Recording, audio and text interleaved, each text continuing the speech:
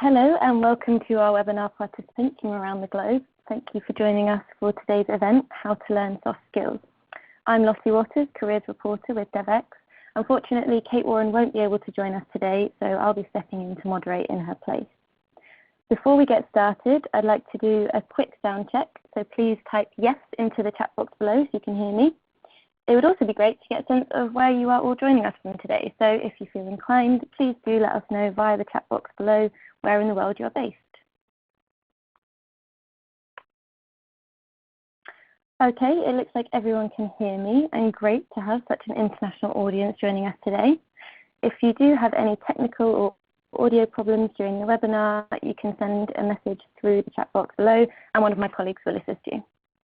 Okay, so today's webinar is a special event, part of our Skills for Tomorrow initiative, which is dedicated to helping you stay on top of the latest trends impacting global dev careers and exploring the various ways you can upskill.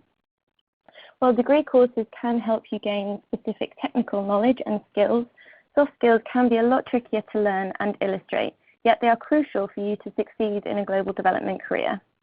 So joining us today, we have representatives from Duke Center for International Development and UC San Diego's School of Global Policy and Strategy. They are going to share with us some of their insights and tips on how to gain, develop, and measure your soft skills. Cheryl Bailey, Assistant Director of the Master of International Development Policy at Duke Center for International Development, is responsible for admissions and recruiting for the MIDP program. She earned her bachelor's in French and Foreign Affairs from the University of Virginia, her master's in liberal studies from Duke, and her PhD in humanities from Salve Regina University. She also spent 2 years with the Peace Corps teaching maths in French in the Central African Republic. Also sharing his insights with us today is David Robertson, Director of Career Services at UC San Diego's School of Global Policy and Strategy. David has been working at the school since 2005, where he manages the Office of Career Services. He has an undergraduate degree in psychology and a graduate degree in counseling, both from San Diego State University. So before we get started with the presentation, I'd just like to remind our audience that today's event is being recorded, and we will send you the full recording at the beginning of next week. So now, over to you, David. Well, thank you very much, Lottie. I hope everybody can hear me okay. Thank you all for participating in this very important session on soft skills. I have been working with graduate students of international affairs and career services and higher education for the past 15 years and can tell you that this topic and the theme of the importance of soft skills has been a consistent theme of what employers look for in candidates. We hear it all the time. And my guess is that for most of you on this call, you already know most of what we're going to be sharing with you. I mean, a lot of it really is common sense, but as we all know, common sense isn't always common practice. And so while you know that you want to work on improving soft skills, obviously you've signed up for this seminar. Like most of us, though, when we want to change, we want to improve, we need to come up with a strategy to do so. And you can't just hope to improve, right? And so that's what we hope to do with you today. So to start off, some data, and both qualitative and quantitative. This quote here by Chris Jones is something I've heard from our employers many, many times. I work with employers hiring our graduate students of international affairs in many different capacities. We have many different advisory boards of employers. In fact, just had a meeting last week with an advisory board of employers, and this very topic came up.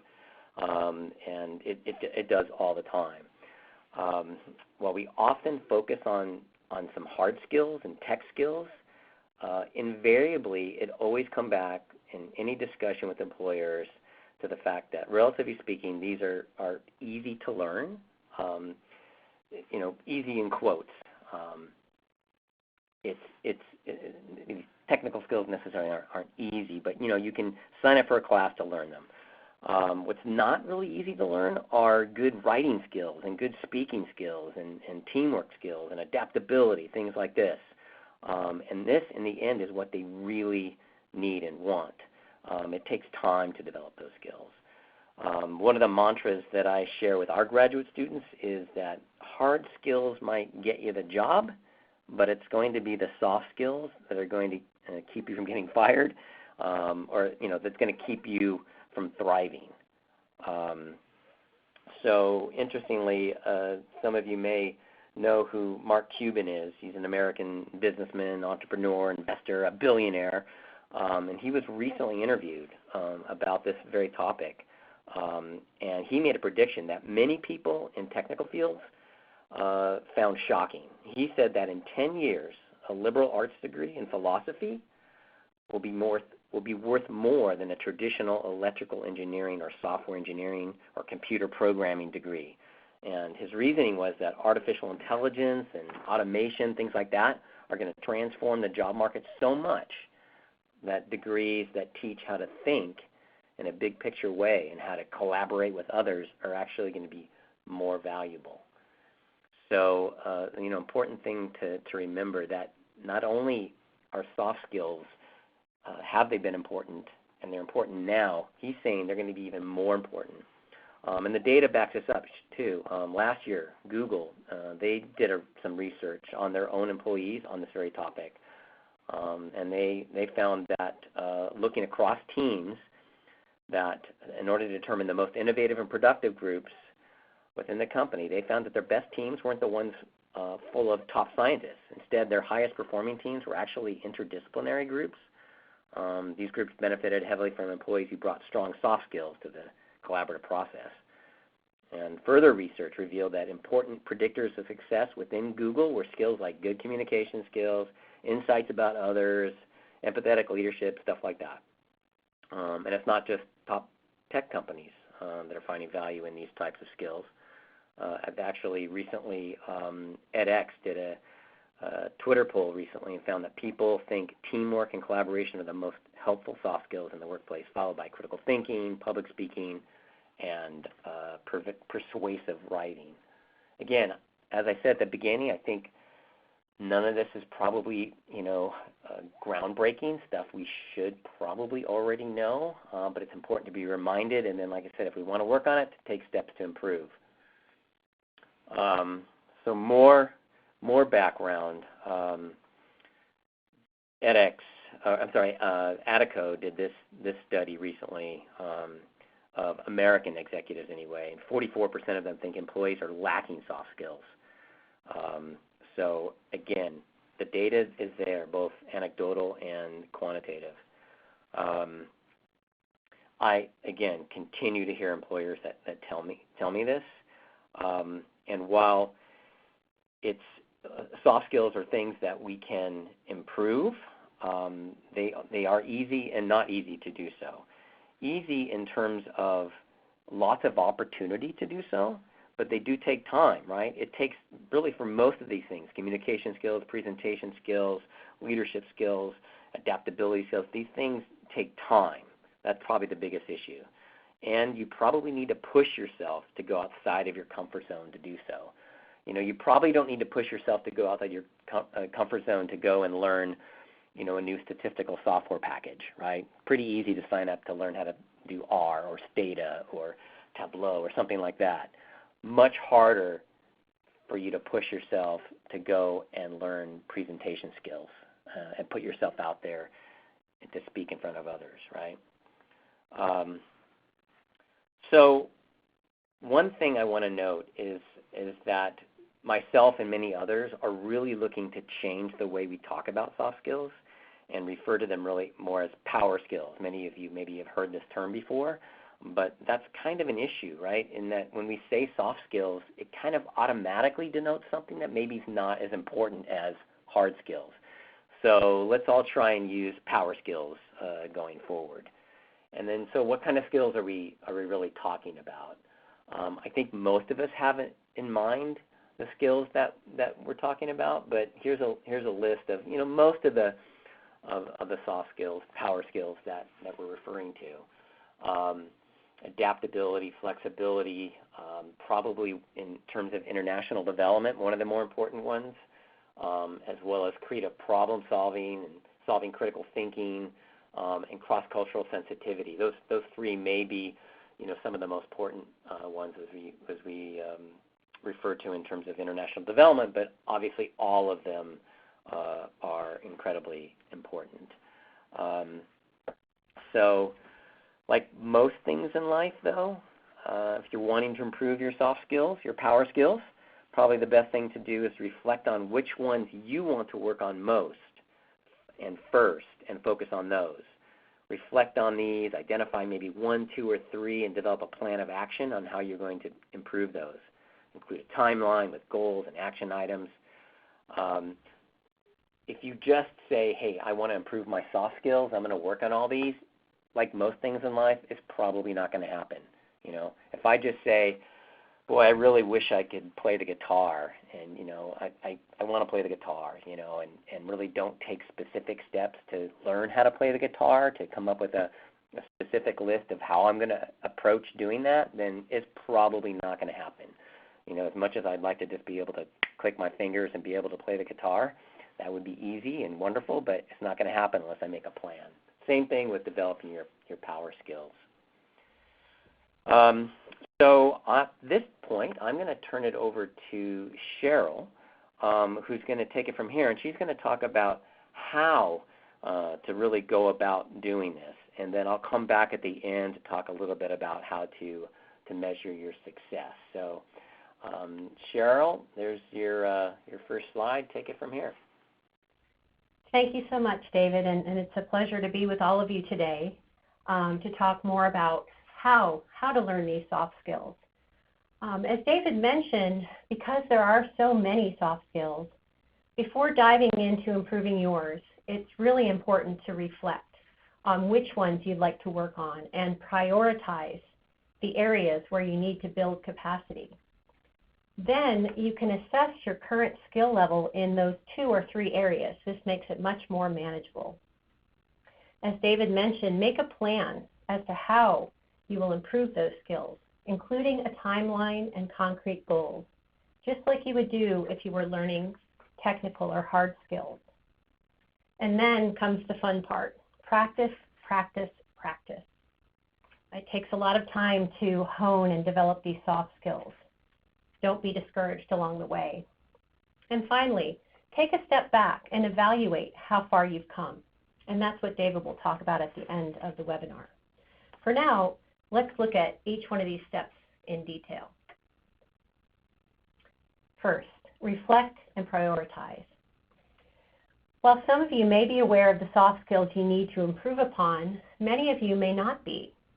If you don't know where to begin, it may be helpful to think about soft skills more broadly in terms of categories.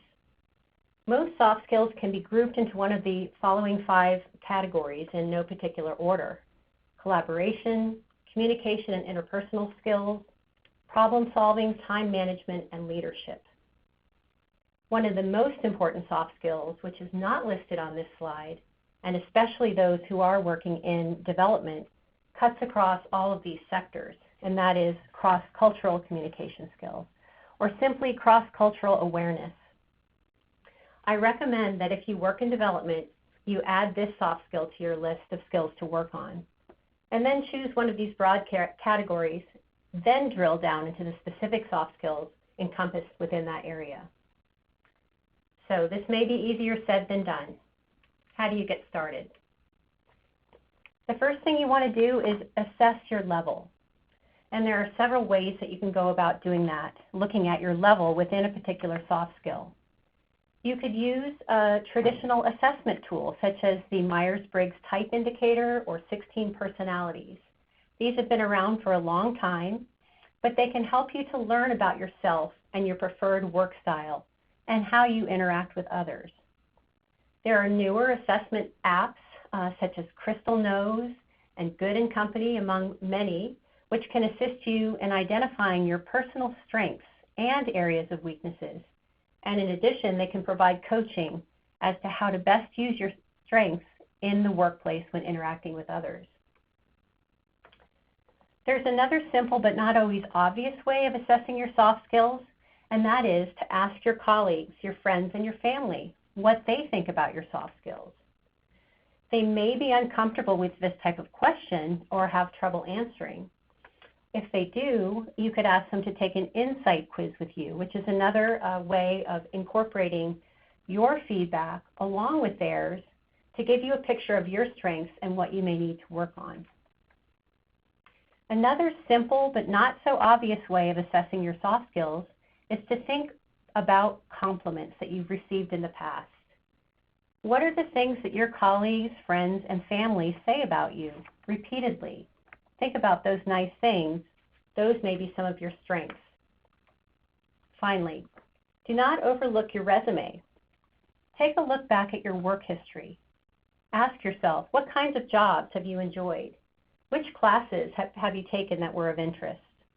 What are your hobbies and pastimes that you've enjoyed? The overarching question to ask yourself as you look at each of these areas is, what kind of soft skills have I needed to succeed in these jobs or to enjoy these pastimes? And what, if anything, was missing? Next, as David mentioned, make a plan and get to work. So once you have an idea of 2 or 3 soft skills you'd like to focus on, learning or improving, make a plan. Get to work. Do some research. There is so much information out there, you'll have to be selective as you look for things like articles, blogs, videos, podcasts, curated content in subscriptions or memberships, and books to read about improving your soft skills. If you'd rather do something a little bit more structured, take a class. You could do something in person or online. You could work with a coach. Some human resources offices provide coaching one-on-one or provide classes to improve your soft skills. Consider service learning in your workplace or in your community as a way to learn soft skills, learning while you're serving. And again, as I said before, practice, practice, practice. It takes time to dedicate to improving yourself and your soft skills, just as you would any other skills that you're looking to improve. You learn through study and practice and application. I've heard that it takes up to 20 hours to achieve competency in any particular subject. So practice smarter, not harder. For example, if you're working on your oral presentation skills, start small. Seize every opportunity that you can to make a small presentation. Offer to lead the meeting at the next staff meeting. Join a local Toastmasters club. These are the small things that you can do to make sure that you get practice in every day on the soft skills that you're working on. And finally, keep in mind what you will gain from this process. While you're practicing, as in anything else, you'll experience ups and downs. Keep in mind that you have much to gain in terms of finding a new job, keeping your current job, or advancing your career by practicing these soft skills. Remember what my colleague David said earlier. Soft skills is actually a misnomer. Let's think of these skills that you're practicing as power skills. You will gain tangible benefits for these intangible skills. And again, as David mentioned, an edge in the knowledge economy. General intelligence in a machine age is invaluable. Use your soft skills and general intelligence as a distinguishing factor between yourself as a human and machine intelligence as we move into the future of possible technological unemployment. And remember, you are building the capacity to make connections and to see the big picture, and that is of huge, huge value to employers. And now I'll turn it back over to David, who will walk us through how to evaluate your progress in learning or improving your soft skills. Great, thank you, Cheryl. So you've come up with a plan of attack and how are you going to improve your skills. So you're going to think about, how to really tell if you've actually improved, and that's not an easy thing to do. So a few things to think about. First of all, like we talked about, you want to identify specific end goals. And one thing I would do is I would ask myself, what will be different when I master or improve this skill? This is something when I work with my own graduate students, I often come down to with them and helping them to improve is what specifically, what will be different when I master or improve this skill? So as an example, let's say that you are a manager at work, or you're not a manager, but you're leading a team of people. And you determine that your team is just not doing what you think it should be doing. It's not maybe cohesive, maybe it's not particularly motivated, not productive, and you think that it might be you as part of the problem. So you decide you want to improve your leadership skills in this case. And in particular, maybe you want to focus on your ability to communicate and relate to your team. Maybe you've felt like there just hasn't been very much communication between you and your team, that you don't feel like you're really connecting with them. So that's what you decide you want to work on. So what are some specific things you can do to measure? So a few examples. One is you could try and measure the number of times your staff comes to you for advice. Right? If that's one thing that you feel like hasn't been happening, then you could measure that. That's something that you could keep track of, increasing the number of times your staff comes to you for advice. Or maybe increasing the number of people participating in weekly staff meetings. Maybe you have weekly staff meetings, but people just come there and they sit and stare at each other, and when you ask for feedback, there just isn't much participation. Again, that's something that you could measure and count and keep track of. Or maybe there's things like, weekly reports that you ask people to do, but they're just not completing them, or they're not completing them on time. Same thing. You could work on that and then count the number of staff members completing weekly reports on time. I could go on and on with other examples, but hopefully that gives you an idea, because this is, I think, a really important part of this, is how do you really measure your success. And I think you have to kind of get back to basics and come up with simple things that you can do to make sure that you are on track. So those are some examples of if you're trying to improve your leadership communication skills, right? Also, sharing, right? You need to make sure that you share your plan with someone else to ensure that you're following through. Cheryl talked a little bit about that. I know whenever I want to do something, if I share it with someone, whether it's a significant other or it's a colleague at work, it greatly increases my chances of doing it, because now it's public, right? Someone's going to be asking me about that. So in terms of my follow-through and getting something done, the best thing I can do is tell others. And specifically maybe seek a mentor. Many of you maybe already have mentors. It's an important thing of being a professional. In your own professional development is having mentors in your life, and vice versa too, you being a mentor to others. But ideally someone that you trust, right, who knows you well, give you honest feedback. But as you go through the process, and especially at the end, well, there's never really an end. We're always working on these, but someone that you can ask, do you notice a difference, in these things I'm trying to work on? And then of course journaling. Journaling is good for all kinds of things. Keeping a reflection of how you're doing, but you should, write down how you think you are doing, as well as, both qualitatively and quantitatively in terms of the goals that we talked about earlier that you want to measure. And it doesn't have to be burdensome. Sometimes when I say this to students, I talk about keeping a journal and reflecting.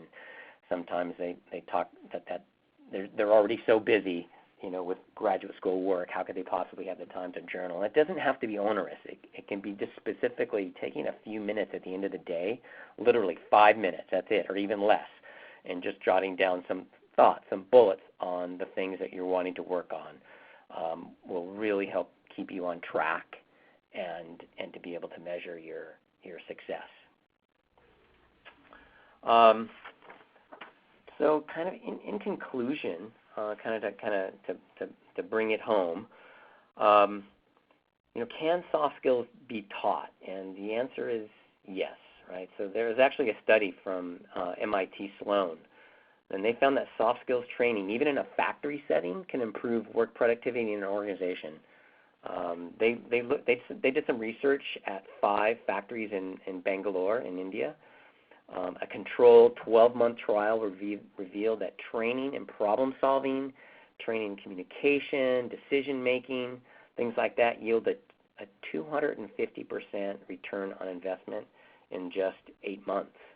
The success factors they looked at included an overall boost in worker productivity, things like faster turnaround on complex tasks, and even improved employee attendance, right?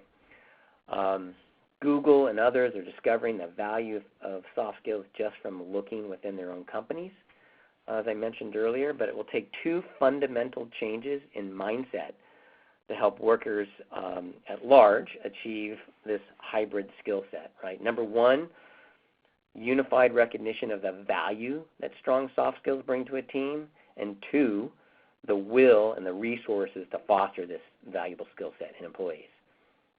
And I think perhaps the first step is just, again, to stop using the word soft, and I think we can all champion the word power. And with this mindset, I think we can get that. Market trends, insights from top business leaders, and industry data that we've shared today all point to one thing, that soft skills are important and should not be overlooked. The next generation of professionals, executives, and leadership are going to need to have this hybrid skill set, balancing and understanding of hard skills like programming and analytics with power skills. So I think at this point, Cheryl and I are done with our formal presentation. We wanted to save most of our time for Q&A. So I'm going to turn it over to Lottie, who's going to moderate Q&A. Thank you. Great. Thank you so much, both Cheryl and David, for that presentation. Yes, we had some great insider tips there, and to really help our audience understand how to learn and develop their soft skills. So we do have a few questions in already, so we'll get started on those. But please do keep your questions coming in via the chat box below. Okay, so the first question we had in was, what sort of workshops on power skill development do you offer to students in your organizations? So maybe if we start off with you, David, if you could let us know about some of the things you offer to help students learn soft skills. Of course, yes. We offer things throughout the year. So when our students start in our graduate program, the summer before they start classes, they have to go through a 30-hour career orientation program with us, and that includes many of the things that we're talking about here: communication skills, professional writing skills, presentation skills.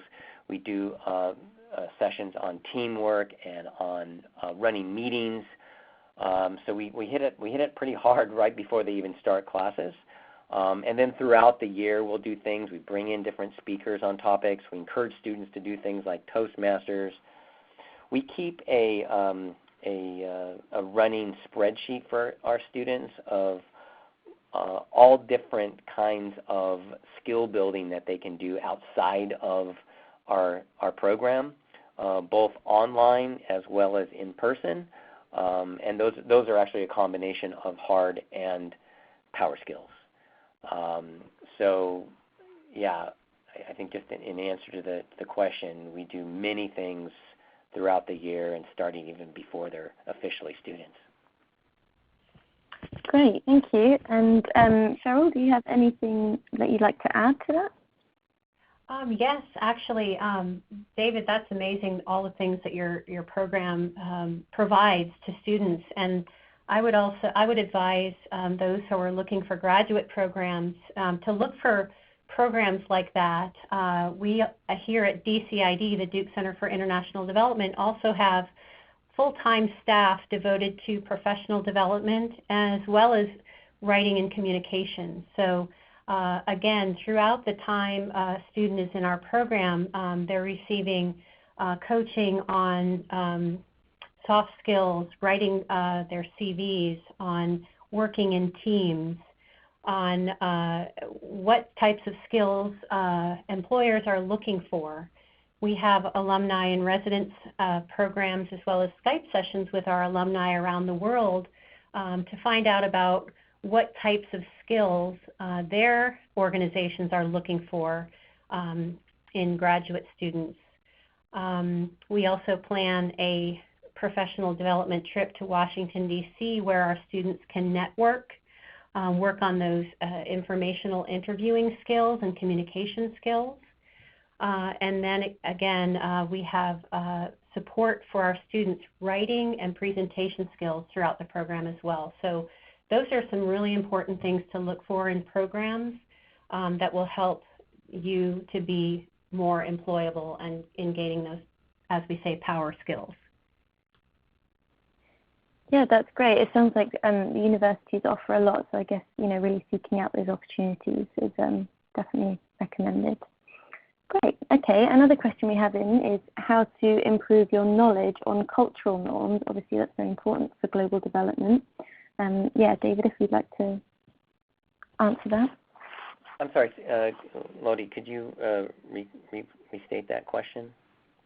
Yeah, sure. It's how to improve your knowledge on cultural norms. So obviously, international development, you can require lots of different working in different countries. So how can you gain more knowledge in that sector? Okay, got it. Thank you. Well, in terms of cultural norms, I think you said. So that's such a big question, and it's going to depend on so many things, on where you're going. But for me, for advising our students, one of the things that we have here, let's say if you're a current student, we have many different student clubs and organizations. And so when I'm working with a student who knows, let's say that they want to work in China, then and it's a student who's not familiar with China, then I encourage them to get involved with the graduate professional club focused on China, so that they can, get to know the other students from China, so they can get to know, learn the language better, the region, things like that. So while a student, anyway, those are the types of things that we recommend them do. There's a gazillion different kinds of books that one could read on getting to know, of course, cultures in other countries. But for the most part, our students are coming here already with pretty significant experience in the countries that they plan to be working in. So I don't find that to be an issue that I address very much. For example, most of our students who, let's say, are focused on a particular country, when they're coming to graduate school here, they usually have 2 to 3, again, if they're not from that country in terms of a national, they usually have 2 to 3, 4, 5 years of work experience in that country. So they've really learned it on the ground, which in the end probably is the best way to develop those skills. So if you're a young person, a budding professional, probably the best thing you can do is go to the country that you want to focus on, to learn about, and whether it's volunteering, like doing some kind of international volunteer work, or it's teaching another language in that country, but getting there on the ground, there's no replacement for that. Great, thank you. So another question we've had quite a few people asking is about how to demonstrate and talk about your soft skills differently in a CV and an interview situation. So maybe Cheryl, you could start us off. You could talk about one, or how to talk about the different. That'd be great. Right. It is a very tough subject, actually, to be able to demonstrate your soft skills in a very brief period of time in an interview. I would say, first of all, as everybody knows, practice and prepare for that interview. Think about the questions that you may be asked, and to do your research on the organization. But prepare for questions that where the interviewers might be trying to get at what your soft skills are. They might try to ask you situational questions in order to determine as best they can, again, in that short period of time, what your leadership skills are. Or they might ask you a situational question about what you would do in a certain, with a certain problem, how you would communicate with a problem employee or colleague. So try to think about those types of questions as you're preparing for the interview so that you can, to the best of your ability in that short time, demonstrate that you have strong communication skills, that you are sensitive to others' communication styles or needs, that you are a leader and how you would show leadership in a particular situation. I think employers are going more and more to sometimes giving some of these personality tests and giving you situations where they're trying to get a good idea in a short period of time about soft skills. So think about those soft skills that are your strengths. Think about the ones that are your weaknesses too, so that you could at least have a good response prepared, even if that's an area that you're still working on, to show that you have a strong skill set of power skills. Yeah, and this is David. If I could just add, I think a really important thing to do is to include results. We often talk about results in terms of the quantitative skills that you have, or hard skills that you have. It's easier to do that generally when you're talking about numbers. Maybe harder to do that with power skills. But nonetheless, we should focus both in our resume, CVs, as well as in interviews on what specific action steps we've taken and what were the results. And you can do that. Mm-hmm. When I help students with their materials and preparing for an interview, I ask them to come up with specific examples with results on a top 6, 7 topics. Communication skills, problem solving, teamwork, conflict resolution, leadership, those kinds of things. So that, for example, they should be able to say that they led a team of 5 people to solve some issue, and the result was XYZ. Those kinds of things you want to focus on. We refer to it as STAR statements: situation, task, action, results. Others refer to it as PAR, problem, action, results. But really the focus should be really no different than the hard skills, right? The focus should be on being able to give specific examples of those power skills, how you've addressed them, and what were the specific results. And if you're like our students, graduate students who maybe don't have a ton of professional-related work experience, you're going to need to draw on experiences from internships, from classes, from volunteer work as well. You can, and which is important to keep track and remember that information. For continuing professionals, the same thing. If you've been working for a while, don't forget to keep track of these types of things. Write them down. So if you're working for 5 years for an organization, then you start looking for another job, but you really haven't kept track of your results on all these things, it's pretty hard to go back and remember those. So do yourself a favor and keep track of these kinds of things.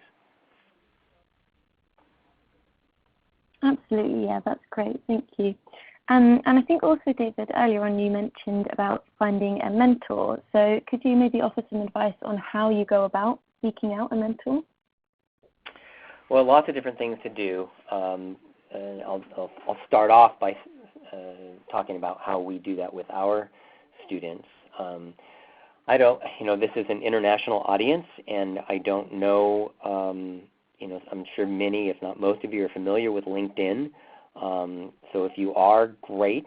If you're using that and it's used a lot in your region, that's a great source for identifying mentors. Use the advanced search function on LinkedIn, which you don't need to pay a premium account for, but use the advanced search function on that to use keywords to identify people around the world that you think would be, a good mentor for you, and then look for contacts connected to those people that could introduce you, and maybe reach out to them, see if they'd be willing to chat, if they'd be willing to connect with you and potentially serve as a mentor.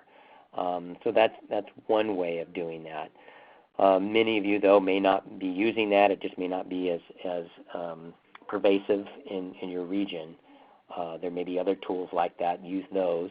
Otherwise, it's going to be in your professional network, starting with the people that you work with, looking at people maybe that you used to work with, and asking them, who do they know? You're looking for a mentor, someone kind of like this. Who do they know? Do they have any ideas of anyone that they could introduce you to, or that they could ask on your behalf to see if they'd be willing to serve as a mentor? And being a mentor doesn't have to be onerous. It doesn't have to be, some people might be, if they've not done that before, they might, be a little afraid of the time commitment, let's say, but really it's not so much about time, and you don't even have to be in the same physical space. If you are, great, you can get together to meet in person, face-to-face once in a while, but otherwise it could be over email, over, video conferences, things like that. Great, yeah, that's really great advice. Thank you. Okay, so next question. Any advice for approaching a supervisor after you make a mistake, and to ask how you can learn from the mistake or badly handled situation? Most of the time, team leads just want to move on, but is there a good way to raise this as a learning opportunity? So Cheryl, maybe if you could answer that for us. Sure, that is a great question. It speaks to our humanity. We all make mistakes, no matter how hard we try, how much we're working on polishing these soft skills. Some of them come naturally to us and others don't. So I think, my advice would be to reflect, first of all, on whether or not it's something that ought to be raised. If the person thinks it would be beneficial to bring up this mistake. And if so, then I think just approaching it with humility, asking for a time to have a short conversation. I would certainly do it in person, perhaps not by email or phone. I think sometimes when you're talking about delicate issues, it's better to be face-to-face. So that you can read a person's body language as well as listen to their speech. And I think just be short, be brief, but humble, and let the person know that this mistake that was made is something that you realize now was not the right thing to do, and that you're actually working on that, perhaps that soft skill that didn't come through at that moment. And then I think it would also be important to ask for feedback, just like the person who asked the question said, as to how to improve the situation next time. I think that goes a long way with colleagues to let them know that you recognize that a mistake was made, but that you would like to improve upon it. And to ask for their feedback means that you value their opinion. So a great question. Great, yeah, thank you. Okay, and the next question we have, maybe for you, David, is what advice do you have for people who identify as introverts? So this person says they do wish to develop their power skills, but many of these involve speaking in public or working in groups, which is not something they are naturally good at or comfortable doing. Oh my gosh, yes, that's so great. I'm glad that you asked that question because, for the most part, most people refer to themselves as being shy or introverts. There's really not that many people that come to me and tell me they're an extrovert and that this is easy for them and they love speaking in front of others. They love trying to manage conflict. There's very few people that really that are like that and say that. So first of all, I think the important thing to know is Misery loves company, right? You're in good company. Most people feel that way. And however, there is no easy answer to that. There's no magic pill you can take that's going to make you feel less anxiety, let's say, about speaking in public. It's going to take some work. So, using that as an example, public speaking, which is, in many different polls has been, rated as the #1 fear in America anyway, literally above death, right? So people would rather die than speak in public. So the thing to do is you have to, and I think it makes it easier, like most things in life, is you break big problems down into, or big challenges into smaller steps, right? So if you just, have on your to-do list, like, okay, learn to be a better public speaker, and you already, feel like you're an introvert and that you're nervous about that, that just is a big thing sticking out there that just makes it hard to deal with. So instead, you break that down into smaller tasks. So, that makes it more manageable. So instead of learn to be a better speaker, the first step is do research on public speaking skills courses. Do research on a local Toastmasters International chapter.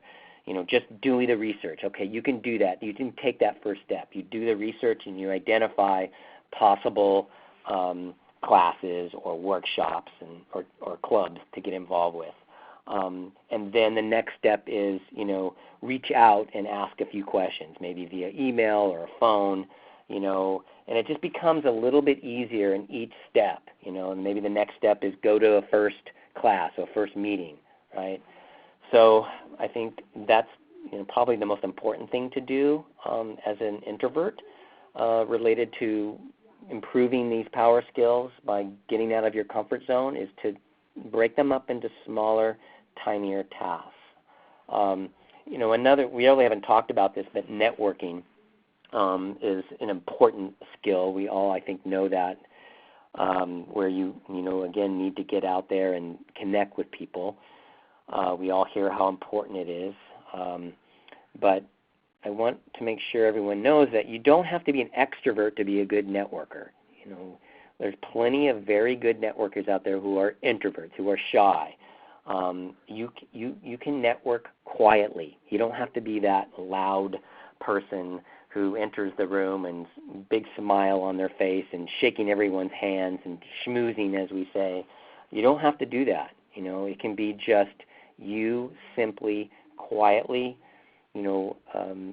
connecting with others, asking questions, and thinking of it as an opportunity both to gain information to help you, but also it should be reciprocal for you to help others. So that, I know that helps many people I work with on this to remember that they can do it quietly, and that they should think of it in terms of as a reciprocal thing. I think that helps as well. Got off on a little tangent there, sorry, but that's my answer. No, that was great. Thank you. And we've had, I know we kind of covered this a little bit, but quite a few questions about your CV. So how can you present or evidence soft skills that aren't just anecdotes? And, is there somewhere specifically on your CV that these skills should be indicated, or any key words that they should include? Cheryl, if you could answer that. Sure. I'll put in a little bit on this, and then maybe David can add, since his expertise is really professional development. I think what he mentioned earlier with the STAR and the PAR, the problem, action, results type of thing would be a great way to include specific examples on the resume for soft skills. And then perhaps, I know at the top of the resume, a lot of times people will have a short paragraph about their strengths, and there is a place that you could highlight your particular soft skills that you really are strong in, but also that are targeted to the job that you're looking for. And perhaps even at the top with some bullet points is where you could demonstrate, for example, your leadership skills or your presentation skills and list, that you've made, X number of presentations to a group of X number of people during a certain time period, demonstrating that you have presentation skills. If you have strong writing skills, you can list your publications, whether those are academic papers or articles. That would definitely demonstrate your written communication skills. So I think there are a number of ways to do it. David, did you have anything to add to that? Yeah, two thoughts. That's great, Cheryl. First of all, it's going to depend, right? It's very situational. One thing you want to keep in mind is that you should, for every single job that you apply for, you want to make sure you're very careful in doing as much research as you can on the organization and the specific role, so that you can tailor your cover letter, you can tailor your CV specifically to that job. So there's not going to be one resume that you have that you're listing these soft skills or power skills or hard skills for that matter. It's going to depend on what they're looking for. So every time you apply, it should be a little bit different. You should be tweaking it. Sure, you want to include the key words, the key skills, or whatever they're looking in some of the ways that Cheryl mentioned. But honestly, what it really comes down to, you could have the perfect resume, the perfect CV, where you've highlighted these power skills just right, and you're still not going to hear from them. And the problem is that when there's an opening, there's often many, many, many people applying. Many, if not most of them, maybe are qualified. They can't possibly interview and contact every qualified person, right? So in the end, it's really about your ability to reach out and connect with people before you apply, while you apply, after you apply, to get noticed, whether it's someone that you know within the organization or someone who knows someone within the organization who can pass your application along and let them know that you're great and they should talk to you. That's ideal if you can have that situation. And if not, if you can't find a connection within the organization, I encourage people to create one, for you to reach out directly. Because, again, you can have the best letter, the best application, the best CV tweaked perfectly and still not hear from them. Really, I would spend more of your time reaching out and developing relationships with people within the industry, within the organization, that will be able to help you get noticed in a positive way. Yeah, I think that's really valuable. Thank you. Great. So we've had a few questions coming in from people who identify as career transitioners and are looking to break into the global development from other sectors. What are the most critical skills for these professionals to work on to help them make that transition and to stand out to global development employers? Cheryl, if you could start. Certainly.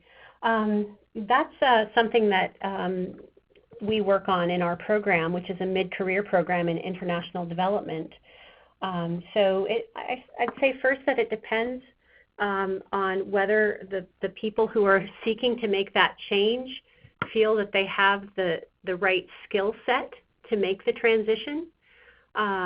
If not, they may want to look at doing some kind of a mid-career graduate program in order to gain those skills that are specific to development.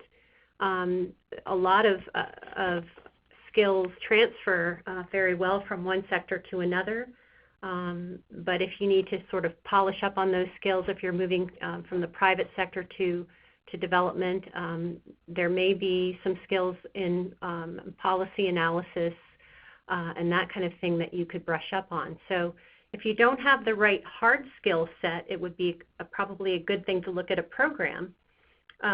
If you feel like you do have those hard skills and you might just need to be working on some of the soft skills, I think it's important to identify the organizations that you may want to work for. And as David has mentioned several times, do the research. find out exactly what those organizations are looking for, and if you're looking at specific positions, try to meet with people in those organizations, make that connection to find out even more beyond what's on paper, what they're looking for in the job description, what types of things they really value in employees, and then do a self-assessment like we talked about in the webinar. If they're looking for excellent presentation skills, but you don't have a lot of experience in that area, then perhaps that's something that you would need to work on before you actively start seeking to get a position with that organization. If you're coming from the private sector and into an international development scenario, again, as I mentioned in the webinar, those cross-cultural communication skills are going to be key. So I would say look for opportunities to polish those. If you haven't had a lot of experience working with people from around the globe, try to find opportunities to meet international people and colleagues so that you can start to polish that cross-cultural awareness that's so important in the development world. David, did you have anything you wanted to add to that? I would just reiterate that, I'll focus, and Cheryl talked a lot about the skill development, that there's nothing quite like on-the-ground experience. So if you are someone who is, let's say, transitioning from the private sector and you really want to go into international global development, and you don't have much on-the-ground experience, then probably the best thing you can do is look for opportunities where you can go and serve. In many cases, this may be volunteering, right? And it could be within your own community, wherever you live, or maybe it's take some significant time off, which can be hard to do, I know, and go do something. So I'm just thinking about an alum I had years ago who had 10 years of private sector experience for a large multinational company, and decided that they really wanted to move into international development, but they really didn't have much experience at all. And so this person took about 3 years of volunteering while she worked, volunteering in her community in different capacities, but where she could really start to point to her understanding of development work. And so she had 10 years of that private sector experience, and now she's got 8 years. She was able to do it. She transitioned, and now she has 8 years of international development experience. She made that transition, but it took a few years of volunteering to make that happen. And there's organizations, though, you could maybe speed that up. If you were an American, you certainly could sign up to do something like Peace Corps or AmeriCorps, or you could do UNV, United Nations Volunteers, things like that. Right, and I'll just tag on to that one more time, David. If you are able to make a transition through a graduate program, a lot of times working with that professional development staff person is key, because they can help you sort of navigate that 180-degree turn from what your past experience has been into international development, especially through perhaps an internship. If you it may be an unpaid internship between the 2 years of the program, or a summer internship, but sometimes those internships can help you get your foot in the door if you can't take 2 or 3 years to do extensive volunteering. So there's lots of ways to do it. Thanks. Yeah, that's great. Thank you both. So we're actually almost out of time. This will be our last question. So maybe if we could, maybe give speedier answers. But just to answer, any courses or tips for developing skills in critical thinking and problem solving? This seems like something best developed while on the job, but it's easy to get wrapped up in the day-to-day and not have time to reflect and work on these skills. I can start. So I just double check. So it's how to develop your critical thinking and problem solving skills, I think it sounded like. Just off the top of my head real quick, I work with a lot of students who want to work in consulting, and one of the things that they have to do are case interviews. So for those of you who are interested in developing your critical thinking and problem-solving skills, you can go online and there's just tons of information on, if you just Google case interviewing, sample questions, and all the big business schools will have information. A lot of the big consulting firms will have stuff on their own sites. And you can do a ton of reading and practicing answering these questions. They're all basically problems, and it's designed to help students prepare to do case interviewing. But it's a great way to really kind of a mental exercise in the area of problem solving and critical thinking. And there are even clubs of, if you're a current student or plan to go to graduate school, we have clubs of students who get together and work on these together. That's great, thank you. And Cheryl, do you have anything to add quickly? I think that is perfect, David, too, because I know in the classes that we have for our mid-career students, they do so much learning, so much policy analysis through the use of case studies. So I think that is really good, strong advice for developing critical thinking and problem-solving skills to actually work through those scenarios that are out there that business students are using and others. So I think, no, I don't have anything more to add to that. Okay, great. Well, I'm afraid in that case we are just about out of time for today, but thank you so much to everyone who joined us and sent in questions. I hope you enjoyed the conversation and found it helpful. I'm sorry we weren't able to get through all of your questions today, but remember we do have our monthly Ask Devex events, which is a chance for you to ask for advice for all your career challenges. The next Ask Devex will actually be taking place tomorrow at 12 p.m. EST, and as the second special event as part of our Skills for Tomorrow initiative, it will involve guest speakers from ID Insight and the University of Southern California, Southern California's online MPH program. So if you have not already checked out the Skills for Tomorrow website, then I encourage you to do so using the link which I'm about to post in the chat box below. There you can find lots of resources and articles with advice from experts on how to stay on top of the latest trends impacting careers in the sector, and also to explore the various ways you can develop and learn these new skills. Great, well thank you so much, Cheryl and David again, and I think we really are out of time for today. So thanks for joining us, and I hope to see you in another online Devex event soon.